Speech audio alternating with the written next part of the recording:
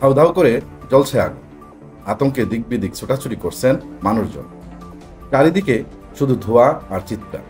এই বিভীষিকাময় দৃশ্যই বলে দিচ্ছে রাজধানীর উত্তরার মাইলস্টোন কলেজে যে বিমানটি বিধ্বস্ত হয়েছে সেটি কতটা ভয়াবহ ছিল।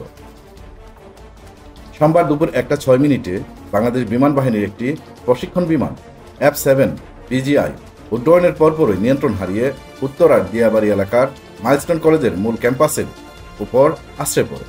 সঙ্গে সঙ্গে ধাউ ধাউ করে আগুন ছড়িয়ে পড়ে এলাকায়। দুর্ঘটনার খবর পেয়ে তৎক্ষণাৎ ঘটনাস্থলে ছুটে যায় ফায়ার সার্ভিস, পুলিশ ও সেনাবাহিনীর সদস্যরা। আগুন নিয়ন্ত্রণের কাজ করছে ফায়ার সার্ভিসের 8টি ইউনিট। উদ্ধার কাজ চলছে সমান্তরালে। তুরাগ ফায়ার স্টেশনের দায়িত্বপ্রাপ্ত কর্মকর্তা জানান, মাইলস্টোন স্কুল অ্যান্ড কলেজের ক্যাম্পাসের পাশে বিমানটি বিধ্বস্ত হয়। ঘটনাস্থলে একাধিক টিম কাজ করছে।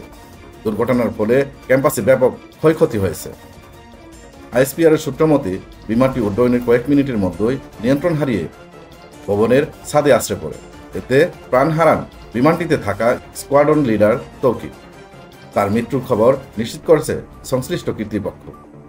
মাইলস্টোন কলেজের একজন কর্মকর্তা মিজানুর রহমান সাংবাদিকদের বলেন, বিমান বিধ্বস্ত হওয়ার ঘটনায় আমাদের কলেজের ব্যাপক ক্ষতি হয়েছে। অনেক শিক্ষার্থী ও কর্মী হতাহত হয়েছে বলেও ধারণা করছি।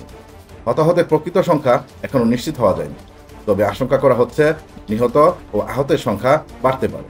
এই দুর্ঘটনা কেবল একটি প্রশিক্ষণ বিমানের বিধ্বস্ত হওয়ার ঘটনা নয়, এটি শত শত শিক্ষার্থীর প্রাণের নিরাপত্তা ও রাজধানীর নিরাপত্তা ব্যবস্থার উপর একটি বড় প্রশ্ন তোলে।